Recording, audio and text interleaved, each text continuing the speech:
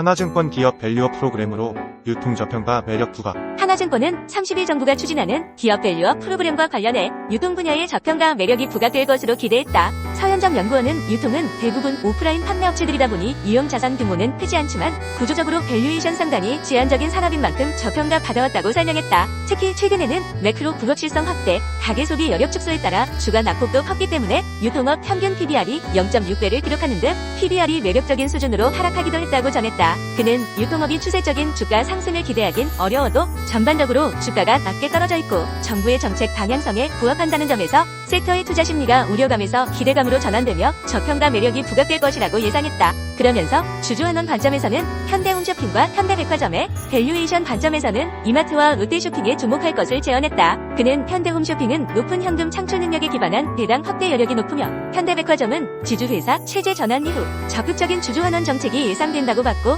이마트와 롯데쇼핑의 경우 12개월 선에 PBR이 각각 0.19배, 0.23배라면서 저평가돼 있다고 말했다. 삼성증권은 30일 국내 증시 저평가 해소를 위한 기업 밸류업 프로그램이 시행되면 금호석유가 가장 크게 주가 상승 여력이 생긴다며 단기 매수를 추천했다. 조현열 삼성증권 연구원은 이날 금호석유 종목 보고서를 내고 투자 의견을 중립에서 매수로 한 단계 올리고 목표 주가를 14만 4천원에서 15만 4천원으로 상향 조정했다. 전날 유가증권 시장에서 금호석유 주가는 8.85% 급등했는데 이는 다음 달 금융당국이 일본을 벤치마킹에 발표할 예정인 기업 밸류업 프로그램의 수혜를 입으리라는 전망에 주가 순 자산 비율이 1배 미만으로 낮은 종목으로 대거 매수세가 쏠렸기 때문이다. 금호석유 외에도 태광산업, 이마트, 삼성물산 등 저PBR주와 자사주 보유율이 높은 지주사 주가가 일제히 크게 올랐다. 증권업계는 기업 밸류업 프로그램에는 상장사들이 PBR, 자기 자본이익률 등 주요 투자 지표를 비교 공시하도록 하고 기업 가치 개선 계획을 공표하도록 권고하거나 자사주를 소각하도록 하는 등의 내용이 담길 것으로 보고 있다.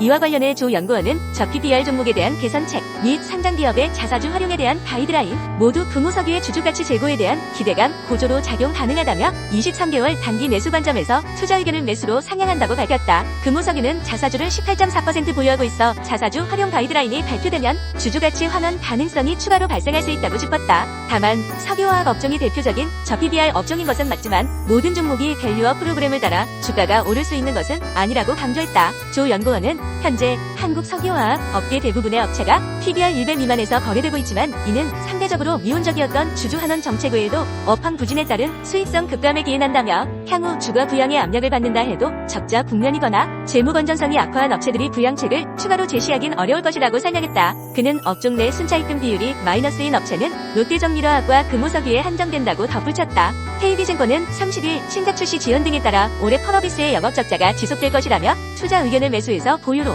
목표 주가를 5만 8천원에서 3만 8천원으로 내렸다. 이선화 연구원은 펄어비스의 지난해 4분기 영업적자는 33억 원으로 전년 동기와 전분기 대비 모두 적자로 전환할 것이라며 검은 사막의 모바일 매출이 하락하고 있고 PC방 점유율 순위서 하락한 것으로 추정될 PC 매출 개선 역시 불확실한 영향이라고 분석했다. 이어 신작 붉은 사막 출시일이 올해 말에서 내년 상반기로 미뤄지면서 올해 펄어비스는 지난해에 이어 영업적자를 기록할 것이라며 올해 하반기부터 붉은 사막에 대한 본격적인 마케팅 활동이 이뤄질 것으로 예상돼 비용이 증가할 것으로 예상되기 때문이라고 설명했다. 구체적으로 올해 펄어비스는 180억 원의 영업적자를 기록해 기존 추정치 대비 적자로 전환할 것이라고 전망했다. 올해 영업이익 전망치는 컨센서스를 크게 하회하는 수치이기도 하다. 이 연구원은 붉은 사막의 출시가 연기되면서 차기작 출시도 지연이 불가피하다며 올해는 신작 없이 검은 사막의 매출 감소 및 붉은 사막 마케팅 비용 부담이 증가하는 시기로 신작 출시 모멘텀은 당분간 부재할 전망이라고 내다봤다. 전날 펄어비스는 전거래일 대비 0.30% 오른 33,700원에 거래를 마쳤다.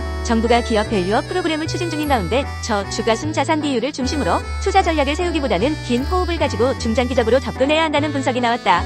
이보다도 실적이 개선되는 개별 종목이나 배당 및 자사주 매입 확대의 가능성이 높은 기업들을 중심으로 접근하는 것이 유효하다는 조언이다. 한지영 키움증권연구원은 미 재무부의 국채 발행 물량 부담 완화와 미 정치권의 연준에 대한 금리 인하 촉구 등으로 인해 전일 4.14%대에 있었던 미 10년물 금리는 현재 4.08%대까지 하락하는 등 증시에 우호적인 환경이 조성됐다고 평가했다. 그는 곧 1월 연방공개시장위원회가 사실상 금리 경로를 통해 증시에 영향력을 행사하는 핵심 변수인 만큼 그 전까지는 매크로상 방향성 베팅에 대한 시장의 수요는 제한적일 것으로 예상한다고 전했다. 전날 국내 증시에서는 자동차, 금융, 철강, 화학 등 업종이 강세를 보였다.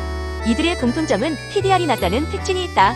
정부 거래소 등 당국과 관련 기관의 주도하에 주주가치 부양책 강화 가능성이 제기된 데서 저 PDR이 주목받고 있다는 설명이다. 2월 중 발표 예정인 기업 밸류업 프로그램은 PDR, 로 등 주요 투자지표 비교 공시 기업가치 개선 계획 공표, 권고 기업가치 개선 우수기업 등으로 구성 상장 지수펀드 출시 등이 포함될 것으로 알려졌다. 그러나 한 연구원은 작년 11월 공매도 금지 이후 첫날 폭등 사태와 유사하게 주가가 무겁다고 인식되는 저 PDR주들이 하루 만에 가파른 급등세를 연출한 것도 향후 증시 대응 차원에서 생각해볼 문제라며, 이는 전일 저 PDR 강세를 놓고 시장 참여자들로 하여금 방향성 베팅의 고민으로 비결되는 모습이라고 강조했다. 특히 신고가 행진을 달리는 일본 증시의 독주 현상은 일본 정부의 적극적인 주주 환원책 강화가 영향을 끼쳤다는데 주목해야 한다는 주장이다. 또한 한 연구원은 인공지능, 2차 전지, 로봇 등 증시의 주요 재료들이 1월 FOMC, M7 실적, 한국 수출 등 이번 주 이벤트를 앞둔 대기 심리와 맞물리면서 소강된 상태인데, 새로운 테마나 재료를 차지하는 시장의 요구가 저 PDR 개선 정책이라는 테마가 충족시켜준 것도 있다고 해석하기도 했다.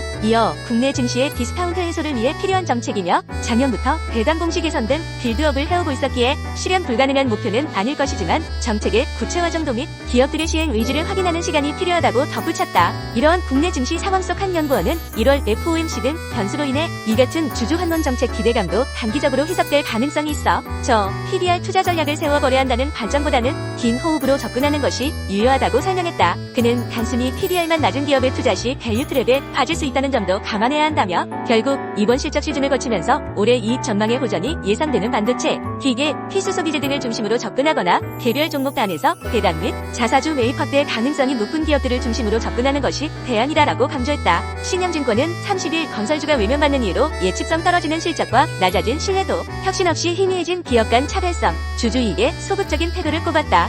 다만 선별수조와 리스크 관리로 실적 신뢰도를 회복하고 있다는 점은 긍정적으로 봤다. 박세라 신영증권 연구원은 10년 전으로 돌아간다면 어떤 주식을 사겠나 하는 질문에 건설만 아니면 된다고 말할 것이라며 이같이 밝혔다. 1980년 건설업 지수를 100포인트 기준으로 하면 2024년 현재는 72포인트 수준으로 급락했다는 것이다. 건설업이 규모에 비해 주식시장에서 차지하는 비중도 너무 작다고 짚었다. 건설업이 실질 국내 총생산에서 차지하는 비중도 12%에 달하지만 코스피 시장에서는 1.3%에 불과하다. 건설주가 외면받는 이유로 박 연구원은 예측 불가능한 실적을 꼽았다. 미리 실적을 예측하기 어려워 선반영할 수 없고 예상 가능한 손실 범위도 결산 시점에 일시에 반영한다는 것이다. 박 연구원은 과거 미천구공사를 이용한 매출 과대 계상의 나쁜 선례가 있다는 점도 가뜩이나 실적 추정이 안 되는 건설업 실적을 더 불신하게 만드는 계기가 됐다고 했다. 기업 간 차별화가 뚜렷하지 않다는 점도 들었다. 건설업이 경기민 당업종으로서 국내 주택이나 해외 수주 등 대외 변수에 의존하는 시장 추종 전략을 쓰고 있다는 것이다. 박 연구원은 안정적인 기업 영위는 가능했지만 주주에게 배분되는 이익은 불안정해졌고 이익률은 오히려 낮아졌다고 꼬집었다. 이어 2023년 수주와 매출 모두에서 정점을 찍고 올해는 하향 추세로 돌아설 것으로 전망된다며 곡간이 넉넉한 지금 변화를 시도할 마지막 기회라고 경고했다.